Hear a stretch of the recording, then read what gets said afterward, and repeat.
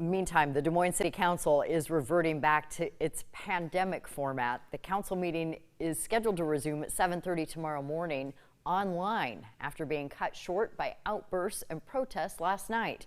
WHO 13's Monica Madden joins us now. Monica, going forward, some of the people involved in last night's protest may have to stay online. Yeah, that's correct, Aaron. The council is reviewing this video from last night's meeting and is considering ramifications like only letting disruptors join meetings by Zoom, and that could include one participant who hopes to become a member of the city council.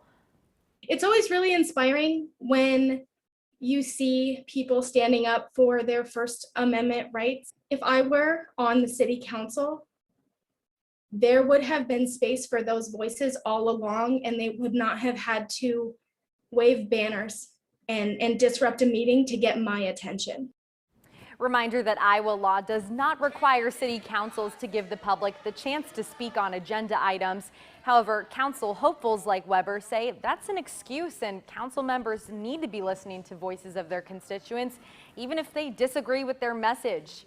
Protesters erupted last night into chanting after the council would not let them comment on a consent agenda item, proposing to send a Des Moines lieutenant on an $11,000 training seminar in Florida. Another council candidate, Indira Shoemaker, tweeted that she was proud of the group for making their voices heard last night. Mayor County told me this response. Is that how they feel like a city council meeting should be run? To allow this kind of behavior? We're generally very open to allowing people to make comment.